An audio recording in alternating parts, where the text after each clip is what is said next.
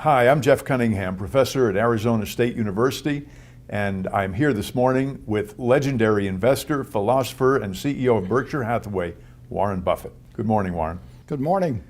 My first question for you, I don't know if you've had a chance to Google yourself, but if you Google Warren Buffett, you get 25 million hits. And my question is, you're a sitting CEO, you're wealthier than Midas, but everybody thinks you're a champ. How do you do that? Well, I don't know about that. I think when you get older, they forgive a lot of things. So I think if I ever make it up to George Burns' age or something, and I just have a cigar in my mouth, and people will really love me then. You're arguably the most interviewed CEO in history. Is it your ability to communicate that comes from instinct, or is it something you've learned over the years? Well, I certainly learned to speak in public at one time. I was terrified of speaking in public when I was in high school. I avoided any class that would require it, and in college. And then I finally signed up for a Dale Carnegie course. When I got out of school, I realized I had to talk to people, and I spent $100. I got this little diploma. I proposed to my wife during the term of the course, so I really got my money's worth there. But in terms of public speaking, I really had to force myself on that. In terms of talking privately, they couldn't stop me from the moment I started in school or anything. I've always liked to talk. I wrote an op-ed piece for the New York Times in October of 2008, just when the world was kind of falling apart. And I said the world is going to fall apart for a while, but don't worry about it.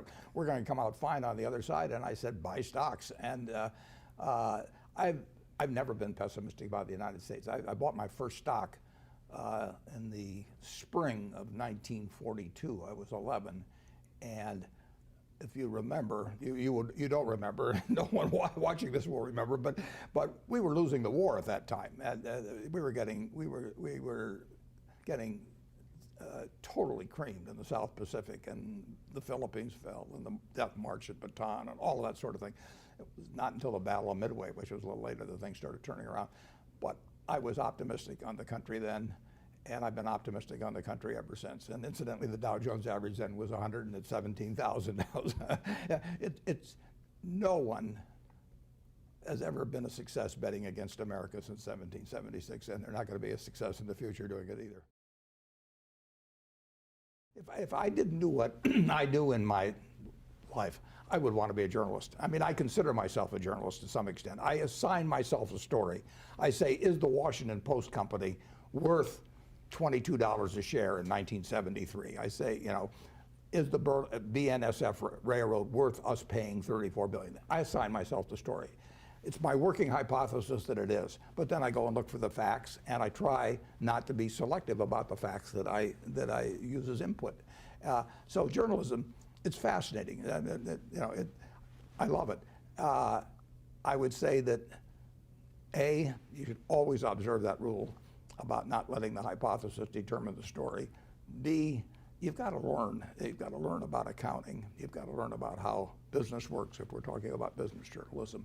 And you can always get smarter. And if you do the right kind of a job, you will attract the right kind of sources. I mean, I am a source for certain journalists, and the reason I am is because I admire their work, and the others get no place with me. So it's very important to, if you want to become a great journalist, to behave like one as you go along, and then all the other pieces will fall into place.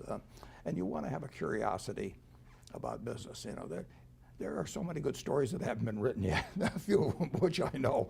And so you couldn't be working in a better area. And there's always going to be business. Business is always going to be important to the body politic as well as be interesting to a lot of readers. And if there are so few that are good, that you're going to stand out if you really work at it.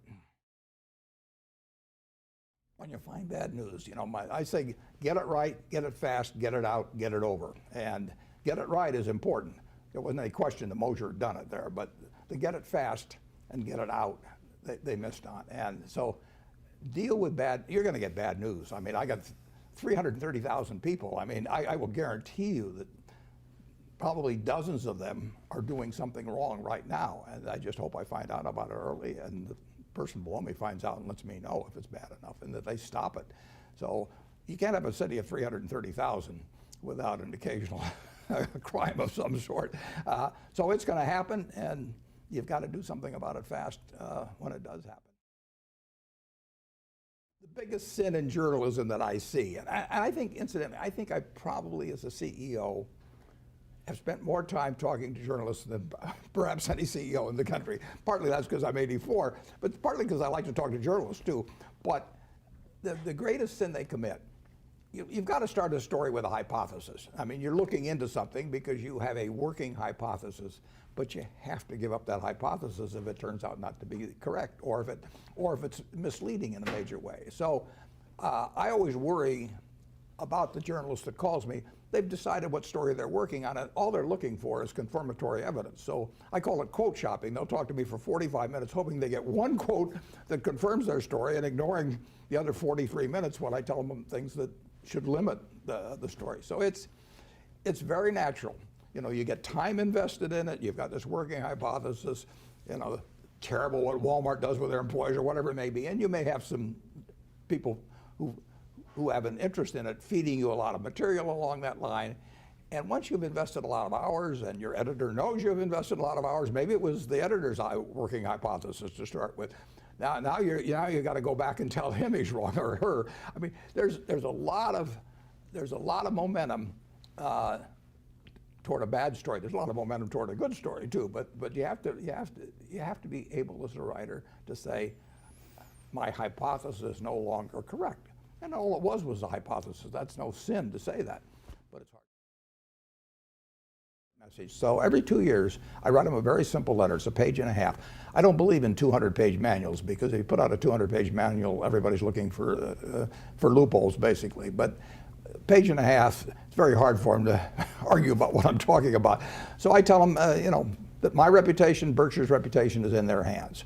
And not only, and we've got all the money we need. We'd like to make more money, but we got all the money we need. We don't have an ounce of reputation beyond what we need, and we can't afford to lose it. So we never will trade reputation away for money. And they're the ones that are the guardians of that, and that I want them to not only do what's legal, obviously, but I want them to judge every action by how it would appear on the front page of their local paper, written by a smart but semi-unfriendly reporter, you know, who really understood it, to be read by their family, their neighbors, their friends, and it has to pass that test as well. And I tell them I don't want anything around the lines. I tell them there's plenty of money to be made in the center of the court, and I'm 84 and my eyes aren't that good anymore. I can't quite see the lines that well. So just keep it in the center of the court, and if they have any questions, call me, you know.